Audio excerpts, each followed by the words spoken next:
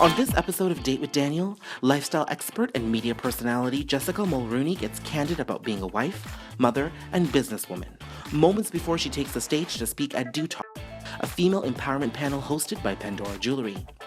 Jessica chats about how she gives back meaningfully and with purpose, and what it means to be a woman today. Jessica. Hi. Hi. I feel like I've known you my entire life because my sister's name's Jessica. Oh my gosh, I wish you were my brother. Well, you would be a really fun brother. Like you said, this is a family couch. We could also share clothes, which would be cool. Yes. So this is my Shania Twain blazer. You're welcome to borrow it at any time. I love it. I would just roll it up a little bit, maybe put the collar up. Yes. Yes. So, I mean, you've styled so many important people. But before we get into that, I really want to get into the essence of who you are as a woman. Because we are at the Do Talks by Pandora. Yes. You're here to speak to a bunch of different women, inspire them. I know, so exciting. And empower them. So, in your words, the essence of who you are, how would you describe that to me? I know it's the biggest question to start off with. First and foremost, I'm a wife and a mother to 3 beautiful children. I value career quite a bit. I work in PR and marketing, and I do some styling as well. I am very dedicated to my charity organization called the Shoebox Project. Mm-hmm. I have a lot of passion projects, specifically encouraging Canadian fashion designers. Also, we started a project called the Brain Project, which is an outdoor museum that raises funds for Baycrest. Those are really my legs. Yeah.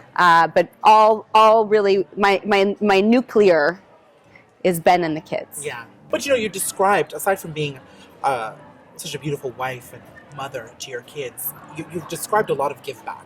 Yes. And from my experience, because I've been through so many things, but when somebody describes give back in such a genuine way, they've been through a journey. Yes. What has that journey been for you in your own comfort zone to discuss? What has that journey been for you to lead you to this? Well, I do have to say I led a very charmed life, and I am very blessed. I had very loving parents. I went to great schools. I had a great education. I met an amazing husband who's extremely supportive. I have 3 healthy children. So put all of that together, you feel like there is a true need to give back. Yeah. And if you don't, it's a bit of a you need it to feel complete. Mm-hmm. And my strength does come from the ability to give back and to do more within our community in Toronto and abroad. And that's why I'm very passionate about it. Yeah. Yeah. And that's so beautiful because a lot of people who've lived a charmed life, for instance, are not always able to see that. So when do you think in your life you came to that point where you saw that you were in a privileged position and it was actually a position of power to give back to the community? Right. Well, when I moved to Toronto, I didn't know a lot of people.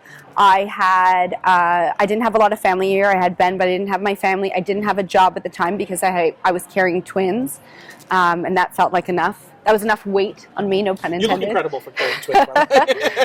and I dabbled in the charity world. I dabbled on different boards and charity committees, and as great work as that was, I kind of felt like I needed to do something on my own. Really felt like I needed something that I concocted. Yeah. That would leave a mark. Yeah. That would really leave something special. Mm-hmm. And that was the genesis of the Shoebox Project, which started with very small means. We wanted to help one shelter. That was in 2012. And then fast forward to this year, we are in over 240 communities. We're in 10 different countries. This year in Canada alone, we donated 40,000 gifts. We started an Aboriginal Women's Fund. Wow. So we have a lot going on with that. And to say that that I built that off from the ground up, that's something really unique. I think when you are giving back, you have to find something that you're very passionate about, something that hits you hard, because there's so many good ways to give back, and there's so many charitable organizations that do such good things. But unless you feel connected to them, then it won't drive you to really, really help. So you have to find the charity that you're connected to, and then the possibilities are endless. Yeah.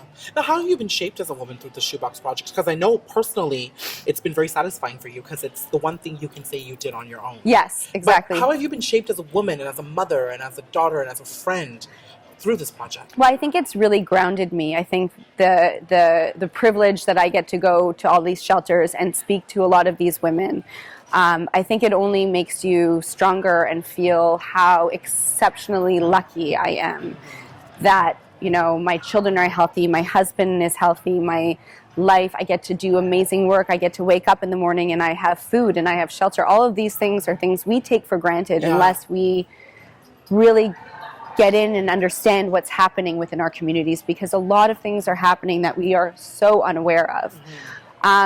So getting to know these women has shaped me for the better, for sure.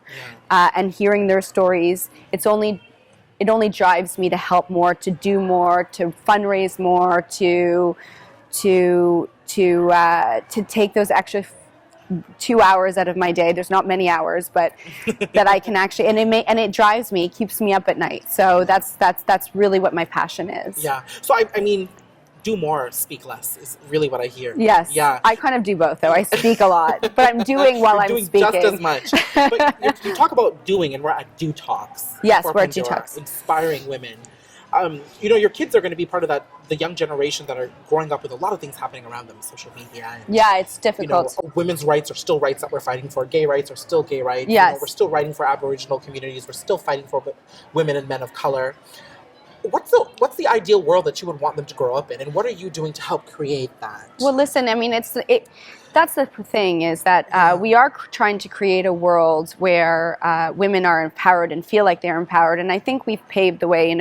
Women can go out, they can work, they can be who they want to be. Yes, we still have a lot to do, but certainly we do live in a world that women can be whoever they want to be. The problem is that catcalls on the street are now not just on the street. They are on social media. They're on Facebook. People are the sexism and the misogyny is so rampant on social media.